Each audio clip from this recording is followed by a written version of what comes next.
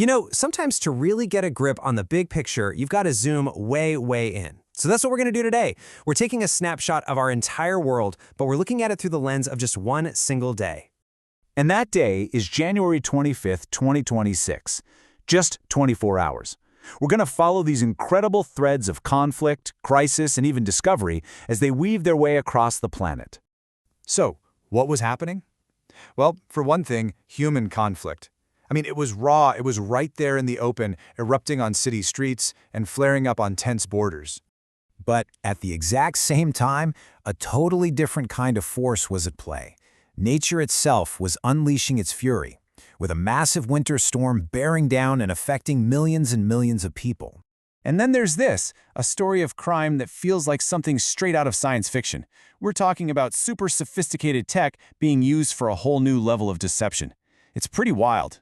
And yet somehow, in the middle of all that chaos, something incredible happened.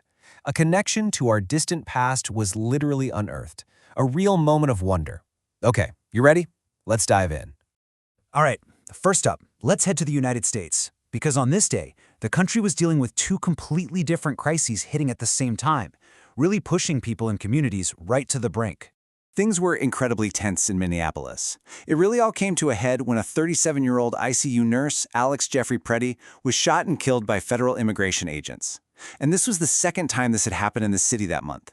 The mayor, Jacob Frey, just summed up the feeling of helplessness and anger, saying, "Our communities have been placed on the very front line. It must end." The political fallout was immediate and, honestly, explosive. Minnesota's Governor Tim Walz didn't mince words. He called the official DHS story nonsense and lies. And Senator Amy Klobuchar, she took it a step further, basically demanding that the federal agents get out of the city. So you can see, this was way beyond a simple disagreement. This was a major American city in what felt like open conflict with the federal government. But while that very human drama was gripping Minneapolis, something else entirely was unfolding. A crisis of a different sort, a natural one, was spreading across a huge chunk of the country.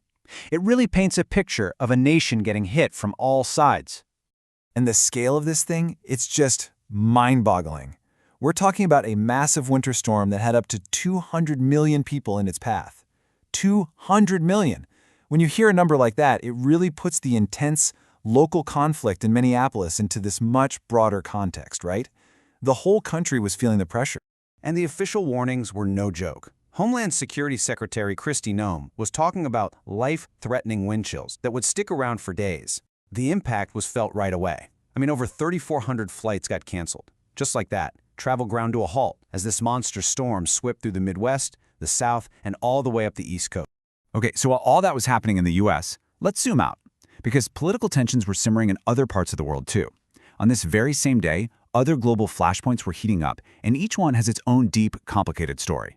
Take the border between Thailand and Cambodia, for example. The friction there became, well, symbolic. Thailand's army went and put up a Buddha statue on this piece of disputed land. Now, why is that a big deal? Because it came just 1 month after they destroyed a Hindu Vishnu statue on that exact same spot, something Cambodia was, you can imagine, furious about. So this isn't just about land. It's a conflict just layered with national pride, culture, and religion. Meanwhile, over in Myanmar, people were heading to the polls for the final round of a general election. But let's be clear, this was not your typical exercise in democracy. Not even close. The UN, along with human rights groups, had already called it neither free nor fair. Everybody knew the pro-military party was going to win in a landslide. And this is all happening almost 5 years after a military coup kicked out the civilian government. And let's hop back to the US for a second, where a different kind of political game was being played. President Trump got on social media and posted this really over-the-top praise for British soldiers. Now you have to know the context here. This was right after he had made a lot of NATO allies really angry by suggesting they'd dodged frontline combat in Afghanistan. So yeah, pretty much everyone saw this post as a pretty blatant attempt to put out that diplomatic fire he'd started. Okay, let's switch gears completely. We're going to move from politics to a totally different kind of conflict. This is a story about crime, but it's a crime that uses technology so new, it's almost scary. So get this. In Belgium, investigators uncovered this incredibly sophisticated scam. Criminals were pretending to be King Philippe, right? And they were asking people for money, claiming it was to free some abducted journalists. But here's where it gets truly wild. The scammers escalated. They started doing video calls, And prosecutors think they were likely using an AI-generated deepfake of the king himself.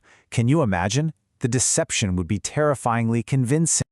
Okay, let's take a deep breath and step away from all the conflict and deception of the modern world. Because on this exact same day, something genuinely wonderful happened. Something that connects every single one of us to our distant, ancient past. Down in Oaxaca, Mexico, archaeologists found a Zapotec tomb. And it wasn't just any tomb, it was in pristine condition. The age is what just floors you. It's about 1,400 years old. Just think about that for a second. What a powerful contrast to the chaotic, 24-hour news cycle we've been caught up in. And this was a huge deal. I mean, Mexico's own president, Claudia Sheinbaum, called it the most significant archaeological find for the country in the last 10 years.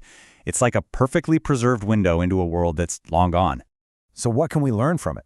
Well, according to Mexico's Anthropology Institute, the sculptures inside, which are just beautiful and so intricate, are expected to reveal great things about the Zapotec people.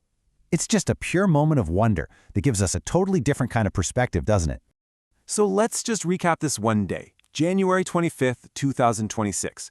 A nurse is killed in a political showdown while a monster storm threatens 200 million people. A border dispute heats up over some statues, while a so-called election offers no real choice. A king is digitally impersonated by AI, while a tomb that's been sealed for 1,400 years is opened. All of that is happening at the same time. It really makes you wonder, right? What does just one single day tell us about our world, about how complex, how contradictory, and how connected everything really is?